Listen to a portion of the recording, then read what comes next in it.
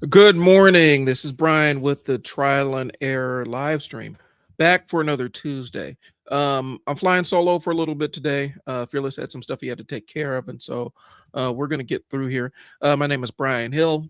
I run a marketing agency called I Sell Words and a video business called The Media Room.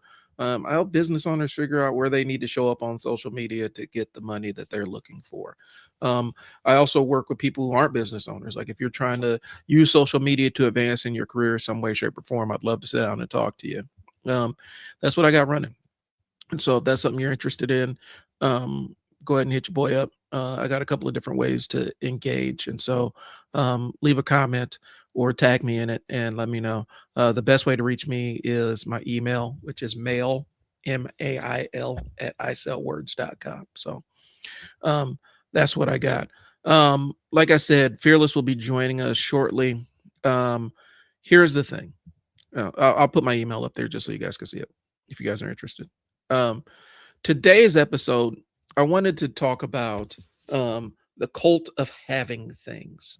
Um, because I feel like, especially when we're dealing in sometimes the economic softness or whatnot, things aren't going exactly the way we want to. It's always a good time to step back and look at how we perceive um, acquisition of stuff and experiences in our daily lives, and how much we're being driven um, by to validate the feelings of people that don't necessarily align with us, benefit us, put money in our pocket. So, um, this episode is about the cult of having things. It's not about just buying things or not just having nice things, but the pressure to prove your life through what you own, where you go, what you wear, what you drive, uh, what you post online, what experiences you display. And so I think that's an important conversation to have specifically. I have a couple of things in real life that kind of prompted this. Uh, Most notably, it was being online and seeing they were talking about um, infamous internet guy. Um, what's his name? What's the boy's name? Hey, I can see his face. Anyway, the guy who was in Romania had the sex trafficking charges and was in the manosphere, Andrew Tate and his brother. Andrew Tate and his brother are actually encountering some financial difficulties of their own, doing all their pending court cases and kind of being trapped in Romania and losing subscribers on the scam thing that they set up. And I've talked to people who've been through a system. It's really just digital marketing. If that's something you're interested in, you can always hit me up. I'll teach you some of the same stuff. But what's happening is he went online and showed like he was flashing, and a lot of his stuff was to young men. That's how he got a lot of young men in his pipeline. He flashed all these signs, outward signs of wealth. Okay.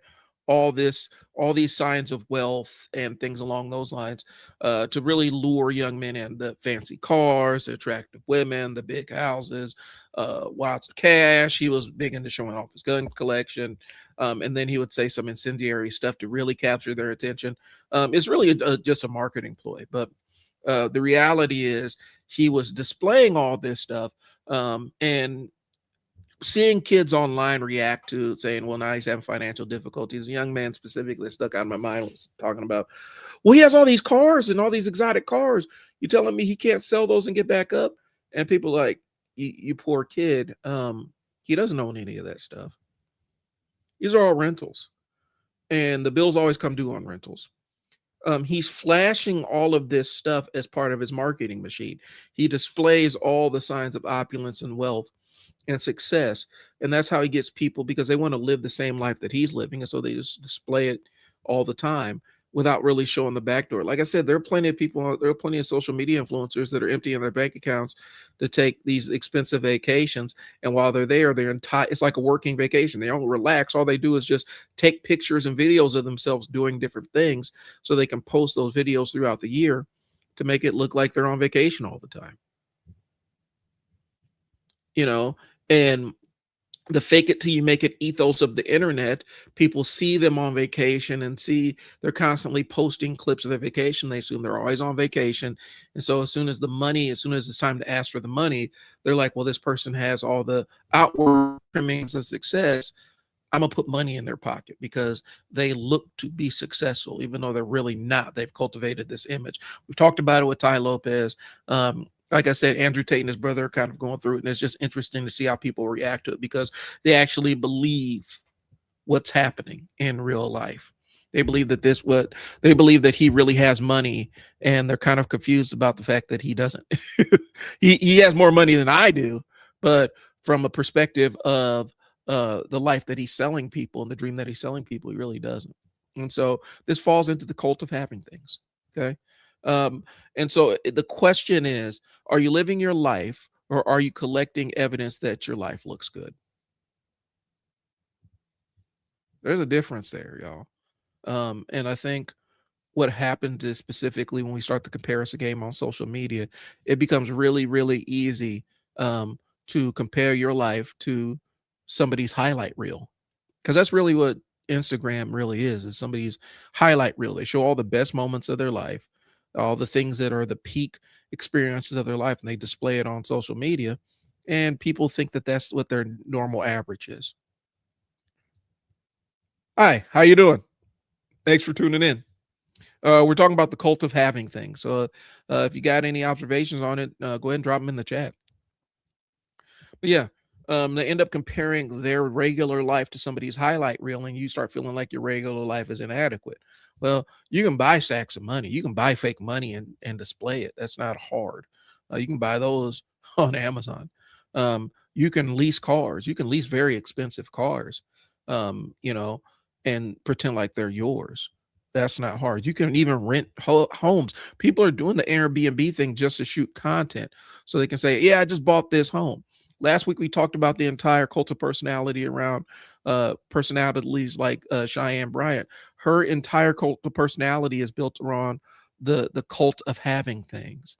Um, every time you see her interviews or whatnot, the stuff I've had to take in to know who I'm talking about, it's always about what she owns and what she possesses and how she is the youngest black person to have this house or this storefront or whatever in this exclusive neighborhood, and showing a lot of the outward displays of having money. And that was enough to get people to invest and want to invest in her. You see it all the time. It's an old marketing thing, guys. And um, not saying that she's not successful at what she does, but be really cognizant of more times than not, people cultivate what they look like on social media to impress people that don't matter and don't make any difference and don't put any money in their pocket. A lot of people are spending a lot of money to look good for people that will never pay them or interact with them in any way, shape, or form. Okay. And so, and that's an empty feeling. Like a couple years ago, with my marketing agency, the one I run, and we decided to go to Vegas for a marketing conference. And so we fly into Vegas. We're staying in the fancy hotel where the conference is, walking around, just kind of doing the Vegas thing. For me, it was kind of a sensory overload, but it is what it is. So we're walking around Vegas, and I'm looking around and looking people in the face, and all these super rich people, because we're in the expensive hotel. All these people that have means, they're walking around looking miserable. I've never seen so many miserable looking people in my life, where it's not they look disheveled or anything, they look sad. I saw so many sad looking people walking around Vegas in this very expensive hotel, um, coming out of the expense, like it was connected to the mall, where they had a little mini mall that was nothing but high end, super designer wear and stuff like that. Um, you know, and just walking around and seeing all these really attractive, rich people living life where they're supposed to be living life on the highest level, and they just look sad. And it's hard to explain to people that you can kind of peep that when you pay attention, like you're looking in people's faces and they don't look happy. They look like I'm here. This is what the Vegas experience is. You're supposed to be rich in Vegas, and they're going through the motions there. And so, again, this is not a post about not having nice things or having the trappings of success. If that's what you like, that's cool. But what we have is people buying a lot of access and spending a lot of money on things that they don't necessarily like, um, just to check a box, right? Just to impress other people, you know. And more times than not, you're living your life for an audience of one person, maybe a couple of other people that are rooting for you or dependent on you. But that's what I'm seeing. And so, like I said, walking around Vegas, all these rich people, I saw people sitting at the high rollers table, you know, just with the saddest look on their faces, bro. Like the person is not having a good time in Sin City. It was crazy. Yeah. So, like I said, this is not an anti-nice things. All right. So I want to be clear on that. I'm not talking about not having nice things. I'm talking there's nothing wrong with wanting nice things and nice experiences. There's nothing wrong with wanting to travel. Okay. There's nothing wrong with buying stuff that you enjoy. Okay. There's nothing wrong with wanting beauty or comfort or pleasure or things that make you happy. Okay. The problem is when the thing stops being for you and you're presenting to an audience of people that don't matter. And I think that's kind of what the internet conditions us to do.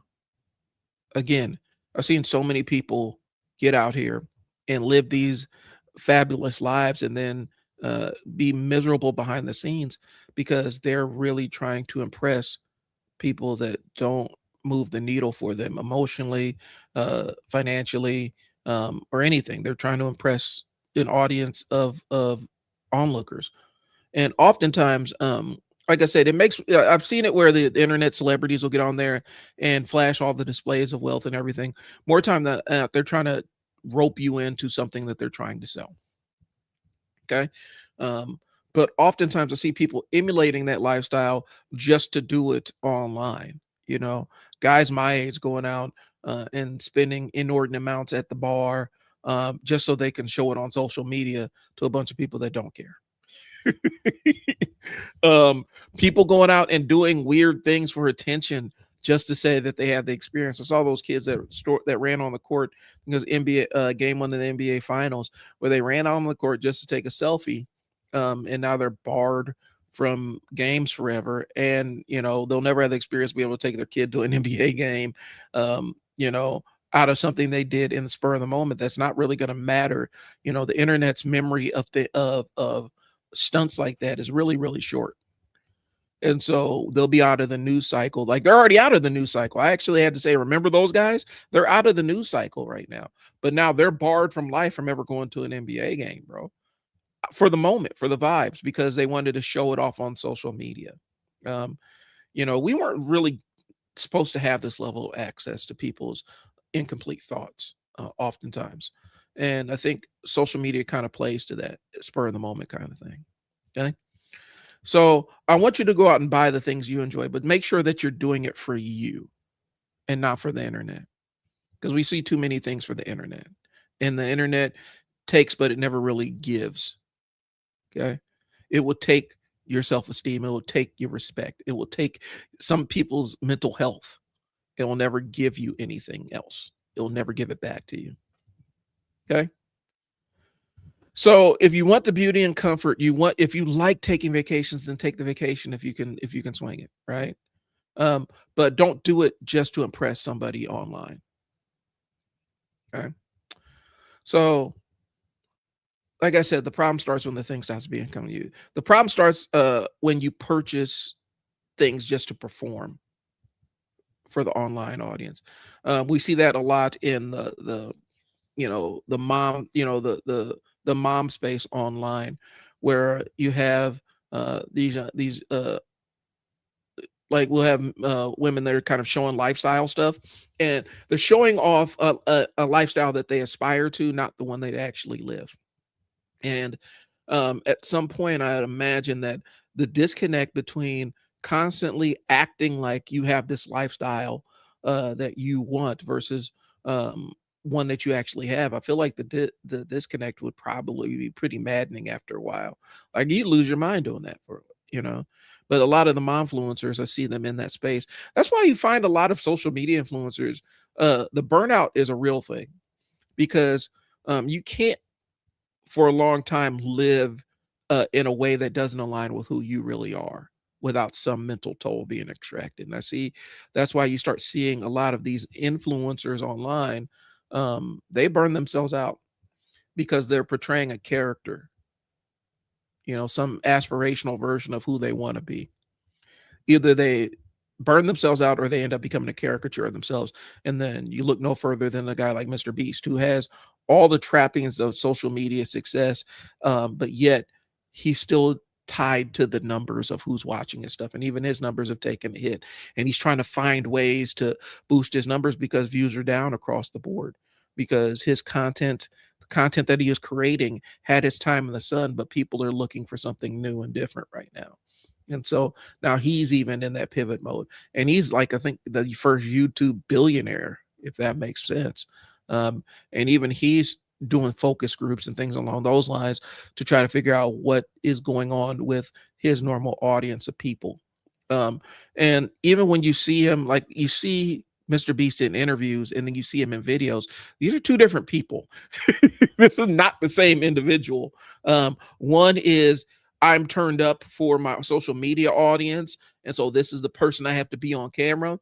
And the other person is the thoughtful person that is actually thinking about his content and thinking about his business. These are not the same person. And I imagine at some point that does take a toll on you because he's still a pretty young guy. Imagine at some point that's got to take a toll on you, especially if you're doing the parenting thing, where a parent kind of forces you to be different versions of yourself for your kids, to be the person your kids need in that moment. Sometimes you have to, it's not putting on a persona, but it's shifting into a different part of your personality. I'd imagine that separation and the personality ends up becoming more of a challenge as you start getting older. But I'm kind of off on a tangent here. Okay. The cult of having things.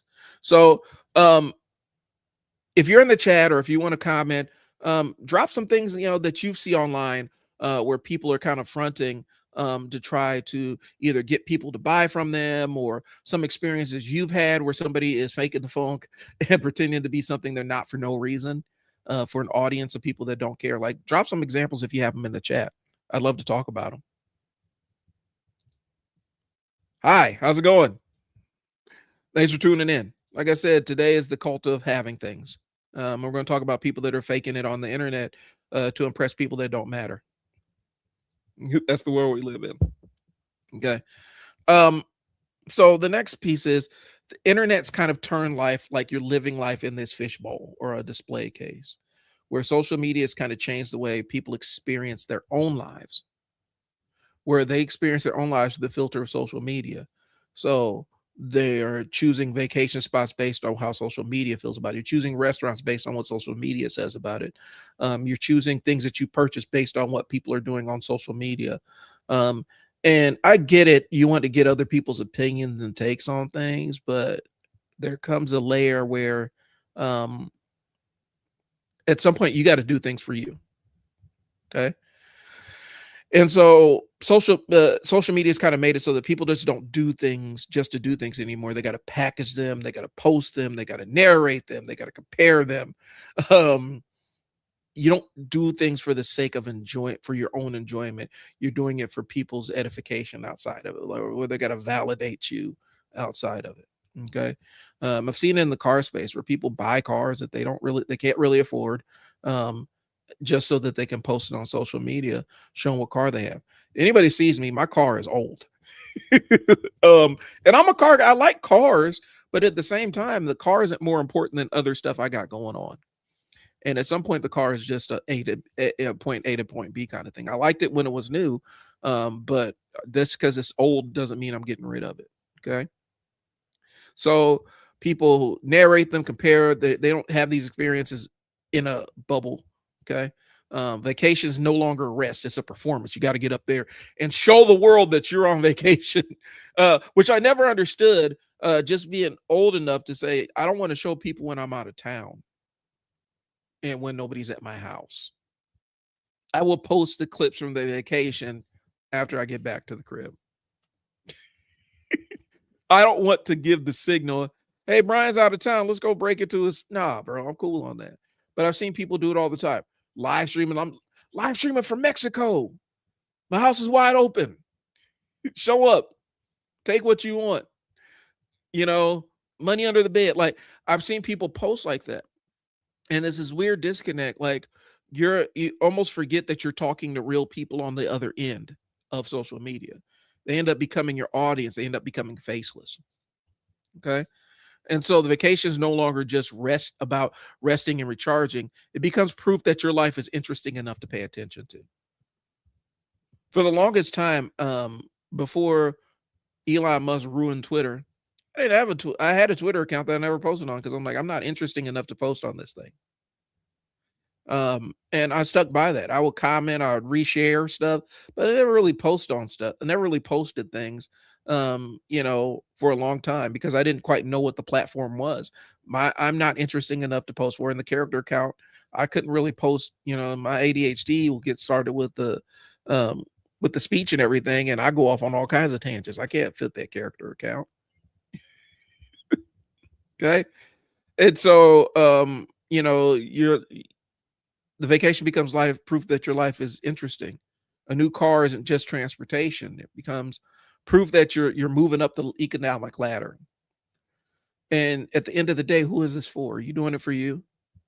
I had to step out of that world. In my old life, I had kind of climbed to as far as I was going to go on the corporate ladder. And I had, you know, done everything that I wanted to in that world.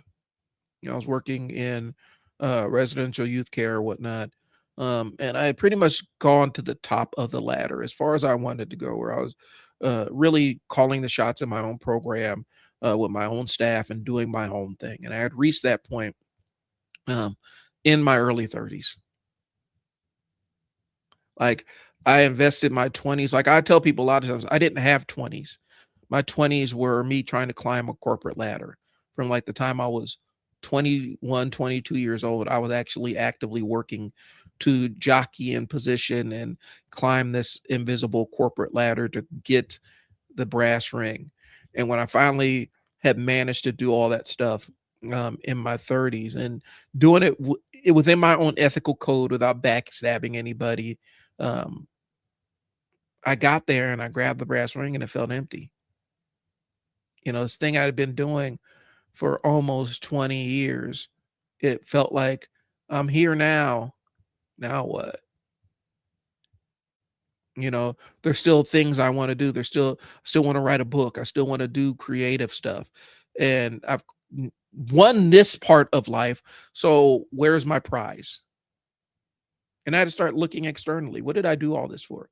I did this to, validate that Black excellence thing that a lot of guys at my age were kind of saddled with, where your parents were uh, still lived under segregation, and so they lived through the civil rights era. And so they went from being able to not access huge chunks of society to be able to access huge chunks of society, and the kids became kind of the testing ground for that. The entire Black excellence lunch brunch crowd, that's my age, that's my demographic. Your parents were in the civil rights era, were kids or young adults are in the civil rights era, and so they lived through segregation. And so for their kids, they want their kids to go live the life that they didn't have access to. And I took that hook, line, and sinker. All the you're never going to be anything without a college degree.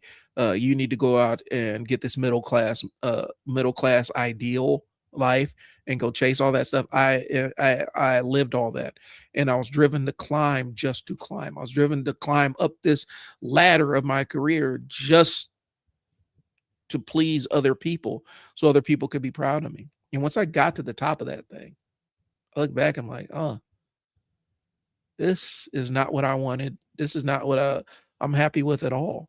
I was actually happier working on the front lines, interacting with the kids on a daily basis. That's the part that actually brought me life, you know. But I've done climbed all the way to the top of this, and now it feels empty. I think that's what happens when you start living your life for those brass rings and things that other people you live your life for things that other people value, and you don't really do it because it's what you wanted to do. I internalized the message that, hey, I'm climbing this thing because this is what I want to do, but I did it so that I could prove something, some pay off some debt to people that came before me. So, um, so climbing the economic ladder is kind of what people want to do. They want to display that they are successfully winning capitalism. That's what it is. I am winning capitalism. Like, that's the game. And I don't want to turn it into one of these social, like a hardline social commentary thing, but I think a lot of things that we do are inspired by winning the game of capitalism and showing everybody that we're winning the game. Um, and if you can't take a vacation to a place that you like because you like it and it relaxes you, then what's the point of having all that money? If you can't buy the thing that you like because it doesn't match a vibe or aesthetic that you're trying to craft around yourself, this mystique of you, this brand of you, um, what's the point of having the money? If you can't buy the things, if you can't buy the things that make you happy, just because it doesn't fit the aesthetic or vibe that you've cultivated around your personality online, what's the point of that? What joy is to be found in that? Just proof that you won the game of capitalism, and that's at some point that ends up becoming a hollow kind of win. Like it's not motivated by what you want; it's motivated by what other people think of you. Okay. So a dinner out is no longer just a meal. It becomes proof that you are outside, chosen, social, and striving and thriving. I have to take a picture of my food and post it online to the people that are invested enough to scroll through my social media feed. I've never understood that, but it's a weird social thing that I see every time we go out to dinner. Somebody has to take a picture of their food and post it as proof that you are outside eating things, I guess. You could be a food blogger and that's your career, that's cool. But I've seen people that are not food bloggers just take a picture of their food to post it online to people that can say, "Ooh, that looks good," and that's it. There's no purpose on it otherwise to rope people into investing in it and emotionally in it. Okay, um, and so this is part of the cult of having things. This is where it starts. We're constantly seeking outside validation for the things that you like to do. And at some point you are actually not doing things that you enjoy because it doesn't jibe with the aesthetic of life that you've created for yourself. Okay. And so possessions as identity. People use possessions to answer identity questions. Okay. Those are questions like, am I successful? Am I desirable? Am I respected? Am I behind? Do people see me as enough? And I see it specifically because I was fortunate enough to grow up in the era where I existed before online stuff, but I'm not old enough where it doesn't make sense to me. And so, and what they call the analog child, digital adulthood. That's kind of the place I live in. And I see people behind me where their entire social network is actually online. Like a lot of people they interact with is basically in an online space. And so the way that they show off what they're doing and show that they're a real person is by doing these things to show, am I successful? Am I desirable? Am I respected? Am I behind relative to where my peers are? Um, if you're 21, 22 years old out here, and you're, um, doing the thing and enjoying the life that you're living and making the money to pay for what you need to pay for, and you're comfortable, you don't need to compete with these people online. These same 21-year-olds online are selling you a dream. Seeing it all the time, doing real business, helping businesses integrate, technology and AI or whatever into their business workflow. I've seen it all the time where people get sold this bill of goods from YouTube about how you can be the one person $2 million business by yourself, and all you got to do is buy this this basket full of digital tools and you're going to magically become that. And people get sold that bill of goods all the time, and a lot of it is, I just want to show that what I'm doing matters, and I'm showing you why. You're trying to give people evidence of why they should care about you. Um, and I think for some reason that can kind of, for you, people should care about you because you are you, right? People that you're involved with on a daily basis should value you as a person without all this other stuff online, without all these other signals online that you are a person existing. And unfortunately, the cult of uh, having things will not allow for that. You got to constantly validate yourself and validate your existence online. It's kind of a sad commentary, but that's where we're going. I've seen grown men, like I've seen, when I say grown men, I've seen guys my age doing the validation game online, bro. Like it's crazy. It's crazy work. Where they're showing wads of cash and cars and all this other stuff that you really shouldn't be caring about. You know, getting mad because somebody did something online that you didn't like, when your friends did something online that you didn't like, and falling out behind that. Like there's a lot of other places where this shows up, and it's not just kids that are falling victim to it. There are people that are my age that are getting sucked into it. That's how a lot of these like pig butchering scams work online.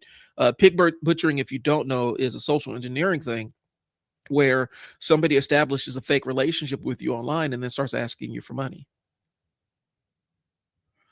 And they pretend to be your friend. And there's always a reason why they need more money. And the idea is the pig butchering is they do it slow so that there's always meat left on the bone. So they ask for money here, ask for money here, ask for money here, ask for money here. And they pretend to care about you or get you emotionally invested in their lives. And that's how they extort you. Um, it involves a lot of that online validation of self, external validation, where somebody external to you cares about you online, you know, and they get sucked into it, fake friendship, it always starts out with that text from, hey, how you doing, from some stranger that you've never met before. And once you say, I don't know you, that's how they hook you in. Um, I'm kind of getting off on a tangent, but it does fall into it. A lot of online scams, they involve establishing a rapport and relationship with you. When we think about internet hackers and computer hackers, the movies have us thinking of some guy on a computer typing away and hacking into data centers, or hacking into some database somewhere and getting information. Most online scams are you soft targets, and you are the soft target. You and your emotions are the soft target.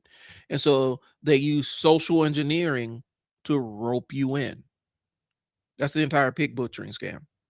They establish a fake friendship with you, a fake relationship. It could be even a fake romantic relationship with you. And then they just bleed you dry. Always asking for something.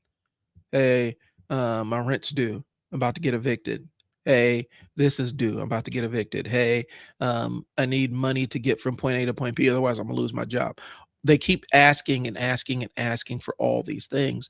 And the person on the other end keeps doing it. And they keep giving it. And the ask just become bigger and bigger and bigger and bigger, to the point where somebody's paying for a whole wedding to a person that doesn't necessarily exist.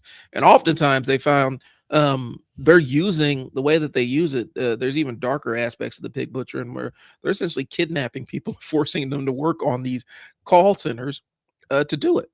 So both ends are being victimized. They'll hold their passport and say you won't get your passport until you make a certain number of calls, and then that certain number of calls always goes up.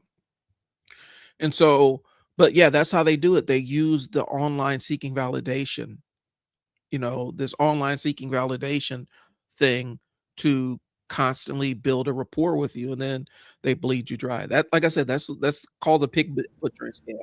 And hey, Fearless, Hey, what's up, Bruce? what's going on? Uh, Nothing much. we're talking about having the cult of having things online, and how people keep The what now? cult of having things. The cult of having things? Yeah, where people feel like they have to online, they have to display, like, you can't take a vacation anymore. You basically are your own private videographer, where you have to show everything you're doing on your vacation while you're on vacation. um you see it online all the time on Instagram and stuff. um Even down to the person that has to take a picture of their food and post it online all the time before they eat. When they go out to dinner, they got to take a picture of it, say, this is what I'm eating, like it's proof of life. And they have to have the validation of their audience to enjoy the experience. Um, where I think the conversation kind of started with me talking about what the Tate brothers are doing, what they're experiencing Mm-hmm. right now, where Andrew Tate and his brother They built this entire career in the manosphere, telling young men how they have to be towards women and all this other stuff. And they would always show all their money and the villas and the houses and all the girls in bikinis and the cars and everything. Well, now they're under investigation and their money's drying up. People aren't enrolling in their courses the same way. People aren't renewing for the digital courses that they sold. And so now they're in financial distress. And so this young man online was like, no, man, they got all these cars. They got exotic cars, man. I mean, how they broke when they got exotic cars? And people are like, oh, you poor kid. You poor kid. Them cars are rented. Those aren't their cars. They can't rent them cars and get back up. Leased, yeah. They're leased cars. The house is leased. All those bills come due. The reason why they have all that stuff is to trap you in to give them the money. And apparently they haven't been using the money the right way, because if they had been using the money to build a nest egg, they would have known that this ride was not going to last forever. And they have an off ramp to go disappear and go do something else. And so, but that falls into the cult of having things, because they know if I show I have a lot of things, people are going to give me money. You know? Yeah. So right now I'm talking about pig butchering. Have you heard of that one? That's that scam where people establish a relationship with you online through a text message or something. And then all of a sudden they start asking for stuff. Oh man, my car broke down. Can you send me X amount of money?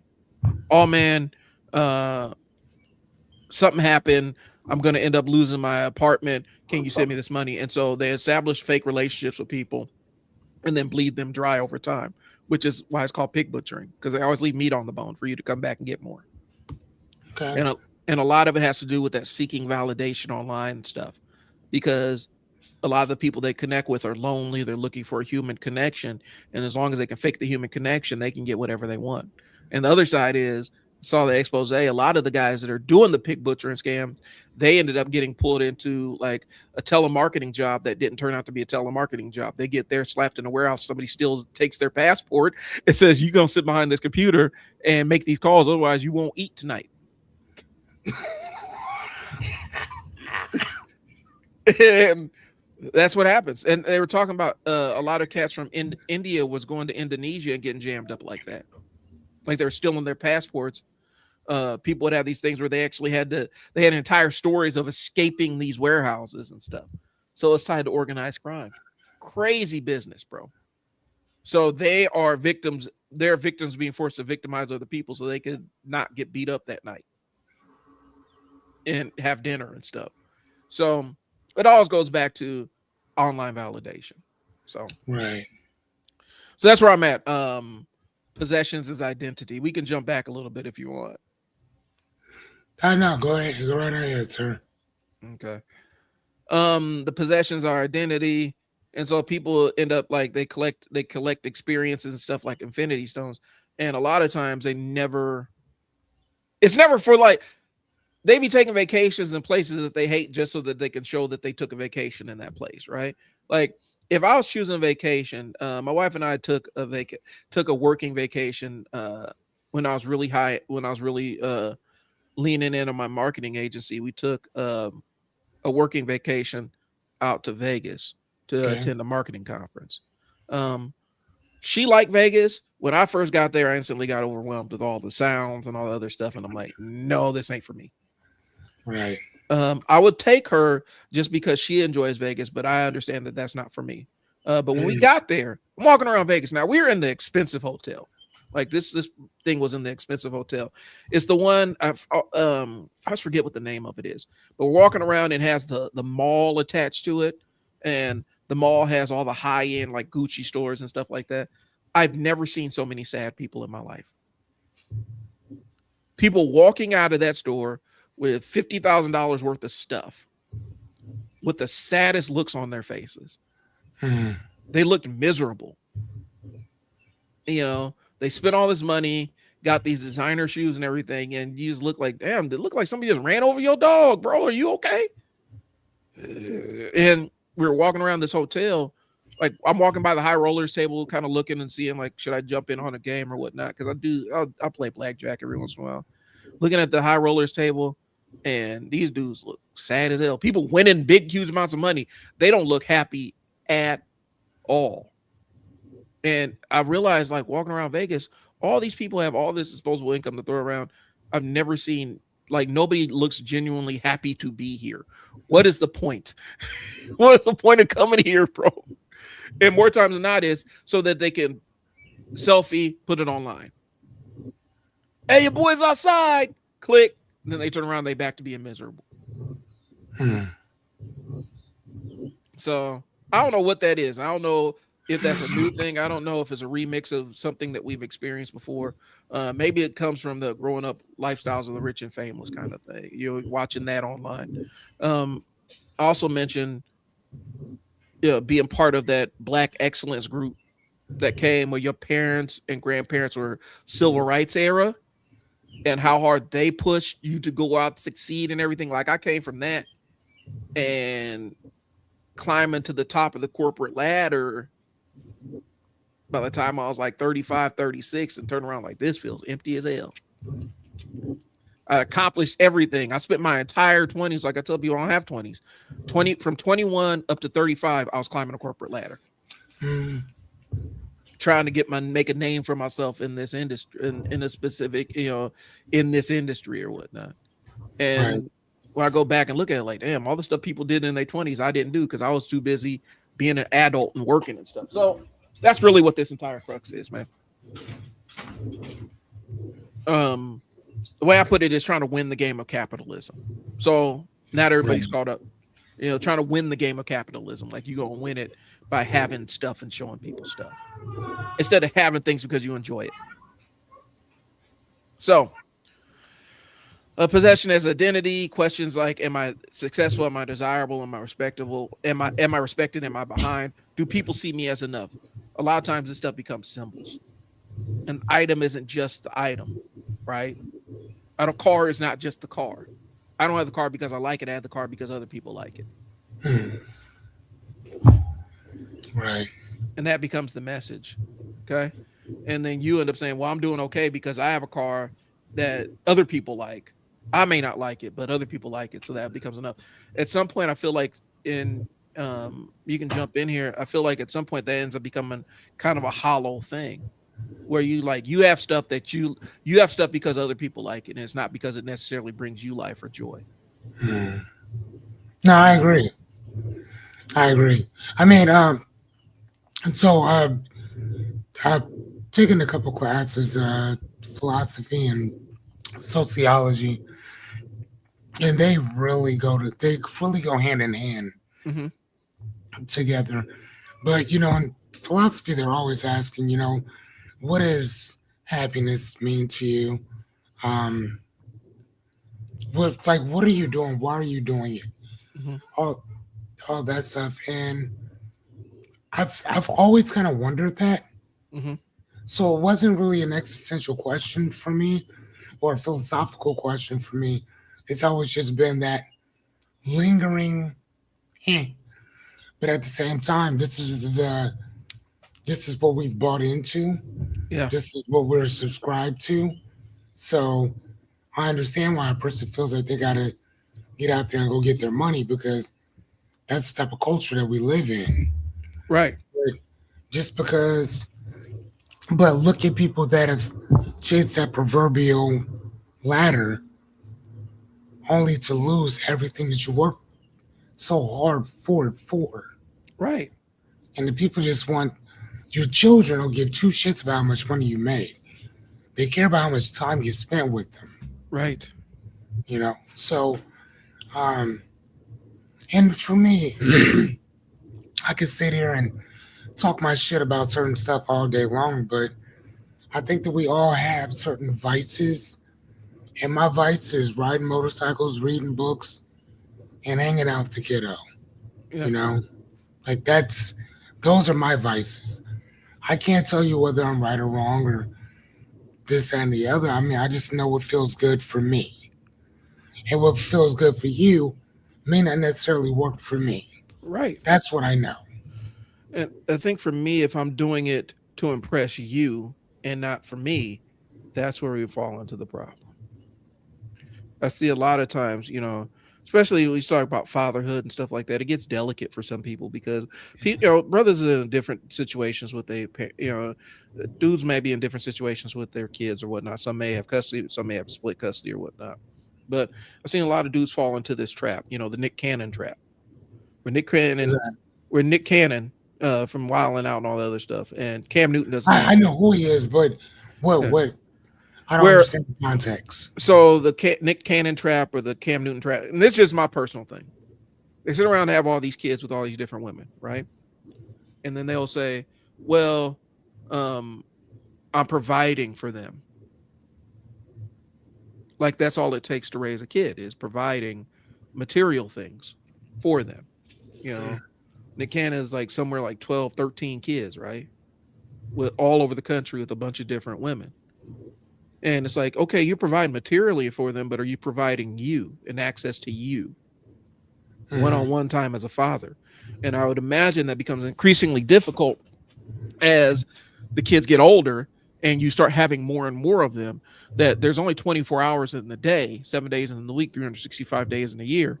Um, there's only a certain amount of time that you can spend with each kid.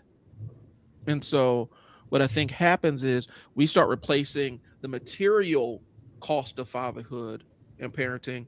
We replace that with we say that that's more important than the emotional nurturing side of what being a father actually is. Because it's enough to pay for the roof over their head and stuff, but then also being there helping them figure out what their life is and being there as giving the advice and sometimes being there during the quiet times just to let them know that you're there. You miss out on all that stuff when you just fixate on, well, I've given you all of this money and all of these material things. Because that's the piece that they get. That's the piece that money can't necessarily buy. I know it sounds cliche, but that is the component that money can't buy, right? Is being the parent. And it's not just fathers that do it. I've seen moms do it too, where it's just reduced to a number on a piece of paper. Right. And so that's kind of where I go with it, where it's like, yeah, the money on the balance sheet, it looks cool, man. Like you spending, you paying child support, that's dope. Or you're going above and beyond and paying all this money for your kids and everything, but are you there for them when they actually need to have somebody to talk to and it doesn't involve money? And so that's the kind of Nick Cannon trap, because invariably, and that's one of the things when I'm talking about Cheyenne Bryant, it does make sense sometimes. When she was on the Cam Newton thing with Cam Newton, she was making a lot of sense. That's how she got a lot of fans. She was making sense. She was saying logical stuff to him. Brother, you making all these broken homes on purpose, and you're not necessarily staying around to be there to be the father in a physical sense. You're one in a material sense, but be the father in an emotional sense is a different thing,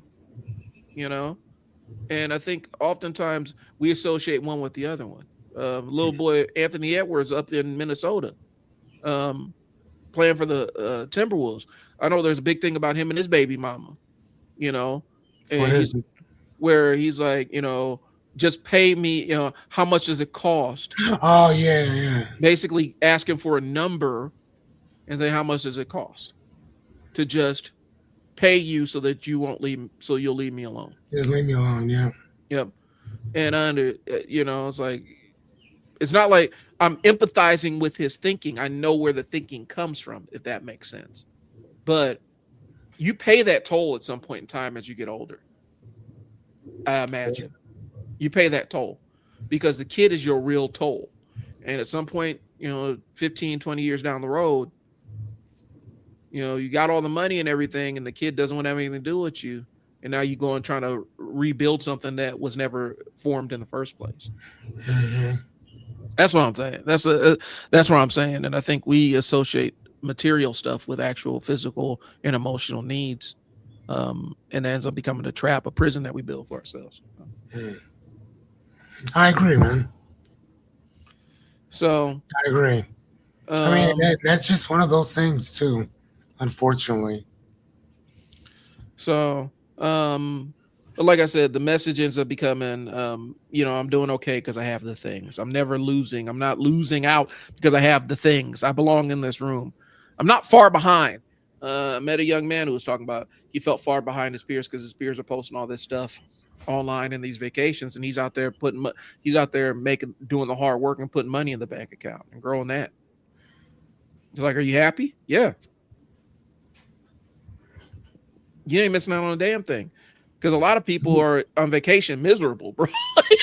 On vacation, they sad on vacation, bro. Right. So No, you're right, man. You're right. So the question is, though, I think is we've stated the issue. So what's the solution to them? You know, we know what the problem is. So what are the solutions to these? I think the solution to this is balance remaining two. Okay.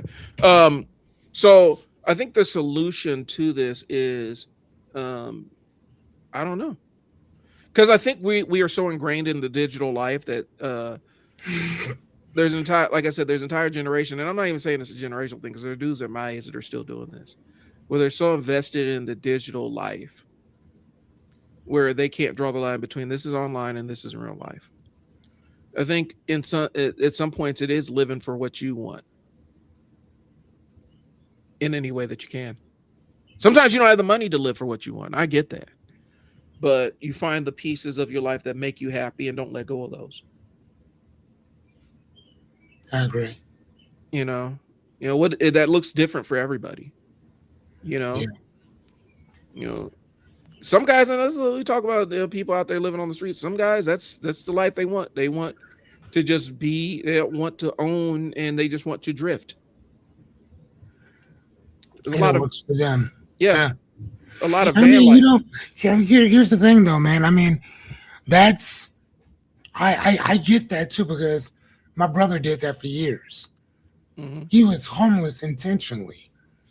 Like, and it wasn't that he had debts and this and the other. He just checked out of society. He was like, "No, I'm Hmm. good. I don't want to do this. Yeah, I see what you guys are going through. I don't like it. Hmm. He was like, I'm good, and he just checked out. Now he's living in Chattanooga, Tennessee, and I think he's a janitor or something like that. Goes into his little apartment, chill, walks out, go gets his food. Just a very simple life, man. Yeah. And then my certain people in my family don't understand that. I'm like, no, I get it. Hmm. I get it. Like you don't want to you don't want to deal with all this. You don't want to do all this. Right. You don't want to be on that proverbial rat race. You understand that even if you don't understand what your life is about, you understand that life is more than this. Yeah. And if you have to be without order to be with, that is an easy trade off for certain people. Yeah. So yeah, I get it. You know, I've seen it. It's like there's sometimes I see people on there like, "Wouldn't you want that?" Like, man, that sounds like a nightmare, bro. Like Yeah, that life sound that big money life sounds like an absolute nightmare. You know, for some people that's what they want. For other people that they don't really want that, they like. I see a lot of artists out there that do it. Like they don't necessarily want the fame that comes along with it. They want to share their art and enjoy the lifestyle that and privacy that can buy, but then also being on the big stage and constantly be in front of people. They don't want that side of it. And it's mm, like, give me the fortune, keep the fame. You know what I'm saying? Um, right. and I think that brings that level of inconsistency. Like, man, here's the thing. I see was a little boy DDG out there who's a streamer, you know, and on his stream he making anywhere between 30,000 and 50, it's like 50,000 and uh his biggest month was like a million bucks, right? And all the stuff that was out about him just by proxy of being in a relationship with a celebrity and having a baby with a celebrity, man, it was like, damn, I would not want all these people in my personal life, in my personal sphere, commenting on the relationship that we're having together. Man, that would drive me insane, Mm, you know? And that's always the weird part about live streaming. I'll be on here live streaming at night. I have my group of people that follow and whatnot, and I love, it's cool. I'm cool with them. But then you might have some weird outsider trying to establish some kind of outside rapport or something. I told you about that dude on there demanding that I add him to the voice chat so he can be on my show so I can talk to him. That's weird to me, and I don't want that level of access. But Mm, some people are fine with never putting a boundary around it. right. So how do you okay, so I guess the question is how do you make the decision of whether I enjoy this thing or I'm doing this because other people enjoy it? Where does that line how can you tell? Because I think some people genuinely don't know. So I think that I used to think that I was the biggest fraud, dude. Biggest fraud. And I say that because of my love and my infatuation and my obsession with books, Mm-hmm. with reading. Now, I didn't start off that way for the most part. I kind of did a little bit. But I had a friend, and he and his father were very avid readers, Mm-hmm. right? Instead of going out, this dude would be at home reading or something like that. But he's a good looking dude, so he'll go out and meet a chick or two, take her home, do his thing, Mm-hmm. get back to his books or whatever, right? And I got tired of asking him certain questions whenever curiosity would pique for me. Right. And so one day I just sat down and cracked open a book, and that was kind of it. Um, but then I also remember one night I was standing outside.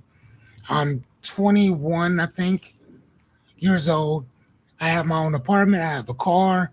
I got a job. I'm paying my own bills. And this is before cell phones. Right. Well, not before cell phones, but before they are what they are now. And I was just kind of thinking, like, is this all there is? Like, is this it? Eventually, I'll get a girlfriend, Mm-hmm. end up getting her pregnant, and then she goes to work, I go to work, kid goes to daycare. Is this it? Right? And I Right. remember having this conversation, if you will, with God or the universe, the void, whatever. And I'm just like, dude, there gotta be more than this. Mm-hmm. And I remember asking, like, please help me. Because I don't know what I'm doing. Like, if this is it, this is boring. Mm-hmm. And I promise you, man, like I got this, and I always say this un, this unscratchable itch for learning. Mm-hmm. And then that's how it just took off. I went from reading a book every couple years, something like that, to shit, damn near a book a day. And a lot of people, like, when I tell them that, they're like, yeah, I don't believe it. But if you go into my Instagram, I would usually put the dates that I would start the book and end the book, Uh-huh. start the book and end the book. There's so many times I would start the book on one that day, finish the book that day, or finish the book the next day because I had other stuff going on. So now with school and all this other stuff or whatever, it takes me a little longer to complete a book, Mm-hmm. but I still knock them out fairly quickly. Okay. But so to answer your question, something that started off that I just got this thing to be curious.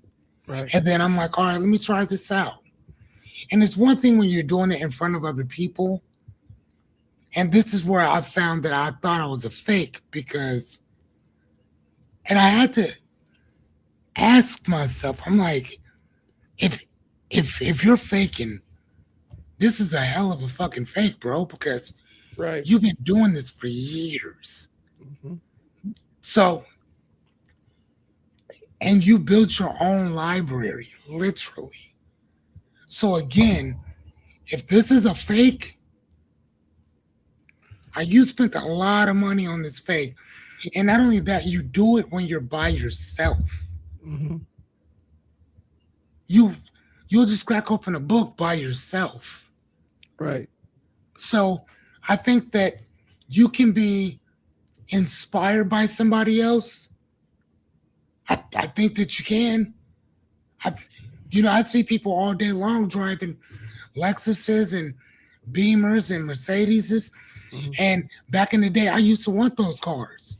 Now I'm good. Yeah. If you bought one for me, I'll take it. But I wouldn't go to the bank and tell them I need a loan for this, or I wouldn't let you run my credit for certain. No, I'm good. A Tesla all day, right? You know what I'm Mhm. saying? But that's me though. So I think to answer your question, I I think that there's a fine line, Mhm. but it blurs a lot. And I think that a lot of it is based on not necessarily what made you start, Mhm. but what keeps you going. I like that. For me, Yep. not how did you start, what keeps you going. I like I that. just bought a goddamn book yesterday. Matter of fact, I bought the same goddamn book. You know what I'm saying? Yeah. But I was like, all right, keep this in your car just in case you ain't got no books. I got a whole like box of books in the back of my car right now. So again, I hear what you're saying, but those lines blur Yeah. a lot. Well, They blur a lot. I think you defined it though by it's what you do when it's not online, Hmm? right? Like I'll throw my When you're by yourself. what you do by yourself. What gives you life when you're not connected? And so here's the thing. When I first met Fearless, my thing is going and helping people. Like I'm big about that.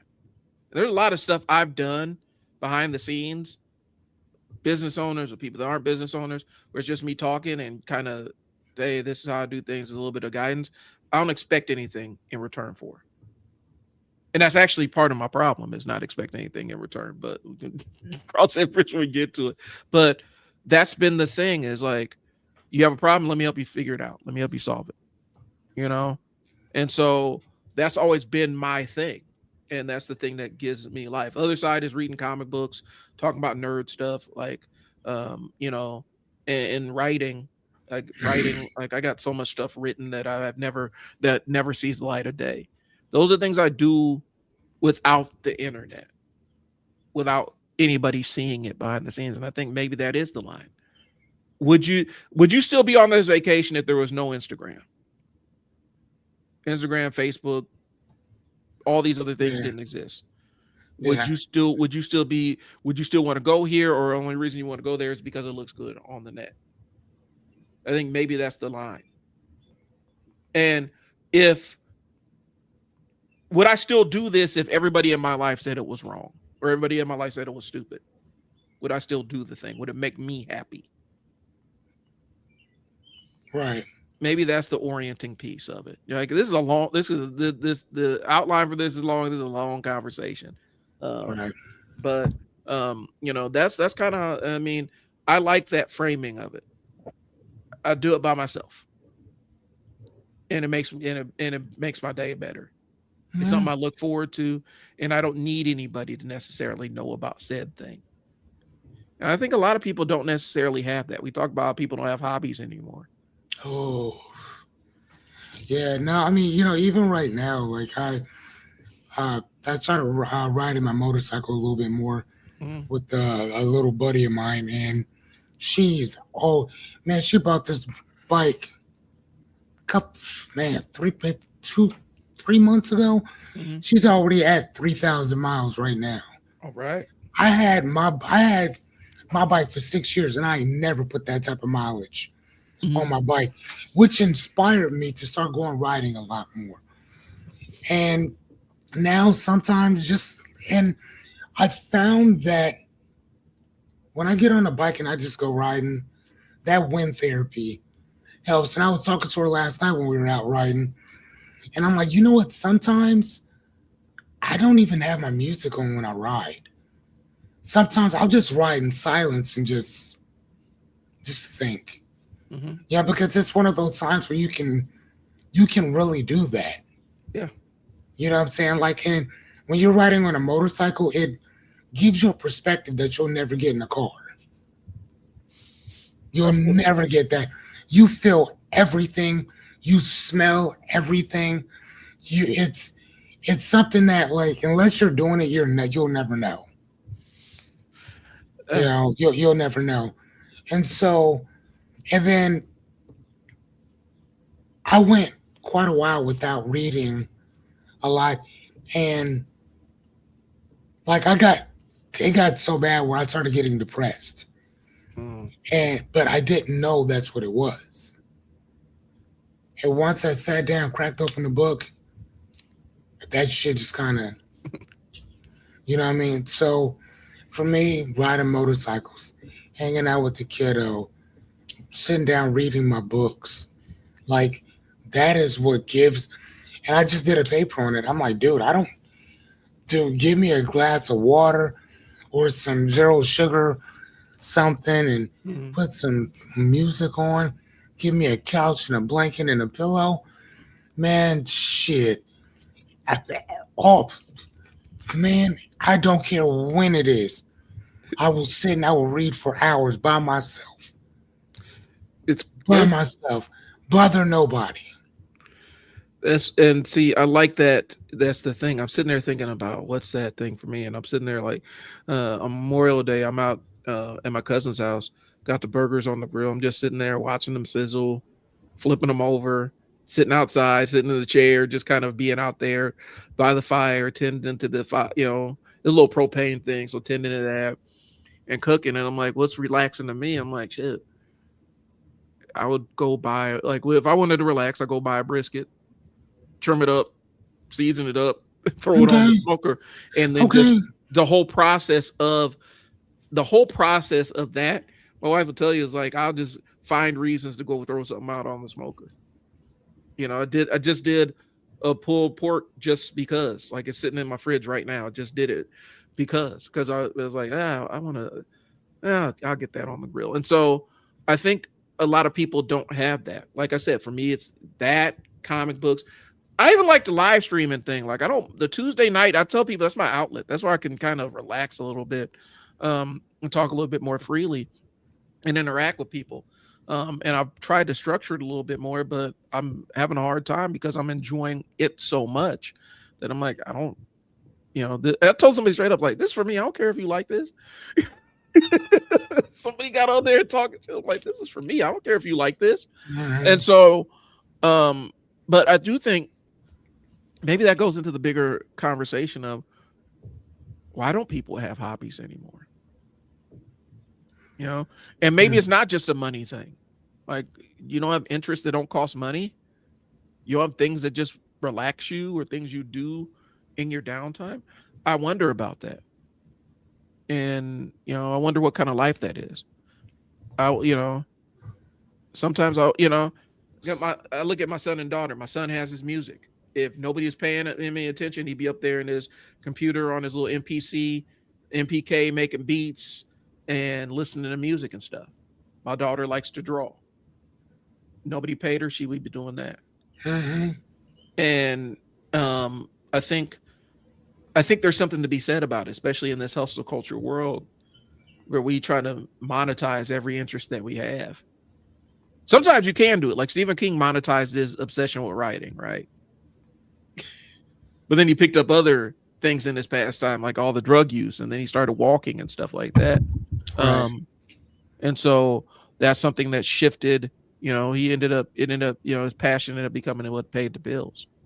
I think you can do it, but you have to find something else that's not tied to the money thing for the money incentive. So I know I'm kind of Mhm. getting far astray, man. So No, it's fine. um, It's fine. I mean, but again, though, but that within itself is that's the solution. You know, like again, the cult of having things, validation, comparison, the internet's version of success. We're asking you, what is your yeah, version of success? We're asking you, what are those things that give you validation? That that again, you do this for free. You know what I'm saying? Like reading some of the books that I read, I do it for free. right. But I also understand what it does for me. It allows me to have different conversations with anybody. I could talk to anybody about anything, even if I don't know about the subject. Right. Why? Because I'm inquisitive. I'm going to ask you questions. I don't know. I know that I don't know shit. Hmm. I want to know what you know. I want to learn something. So I realized because I kind of had an epiphany while you're talking. When you know how I was about the weights, and that's always been my fallback thing. Like if I'm out of the gym for a while, I get back in there just completely relaxed, and I'm locked in for the next 6 to 8 months until I hurt myself or do something stupid, and I gotta force myself out. But one thing I realized this last cycle, I was like, "Oh, I'm gonna start documenting this, kind of showing my journey to wanting to try to compete in powerlifting." As soon as I start bringing that camera and wanting to record stuff, I stop wanting to go. Oh, because your intention and your reason changed. Yep. And I'm trying to get that back because I'm like, I'm getting back in the gym once my son gets done with this thing of weights. He's gonna start going with me in the mornings, and I'm like, I'm not taking the camera. I'm not documenting this. I'm not logging this anymore. I may post like, if I get a PR or something on a deadlift or something, I may post that just to record it. But this entire, because I see people set up entire camera kits and tripods and stuff at the gym and stuff. Um, I don't want to become one of the people. I tried doing it with a wearable camera. I'm like, this is too much of a pain in the ass to be doing all this. I just want to lift the weights and leave. I don't want to set up and frame and set the camera up and do X, Y, and Z, and then do a voiceover afterwards and stuff like that. I don't want to do all that. And as soon as I start bringing the camera, I'm like, I don't want to do this no more. Hmm. And so that's a hard line I got to draw in the sand for myself. But you saying that and talking about that just brought that to my mind. I was able Yeah. to connect the two things. So, all right, I have a child I have to go retrieve. Yep. Um, And I gotta. Yeah, I still gotta go take my other bike in. So all right. yeah. So, guys, I appreciate it. Thanks for tuning in. Thanks for listening to me talk about having things. We'll pick this conversation up a little bit later Yeah, on, I guys. like that. I like this conversation. So we'll pick this That's up. what's up. Start watching for Spotify. Channel's almost ready. We're ready to rock and roll. Hmm. Got a couple of things I need to take care of on that end, matter of fact. But yeah, that's all I got. This is Bryon. Fearless. Talk to y'all later. All Peace. right.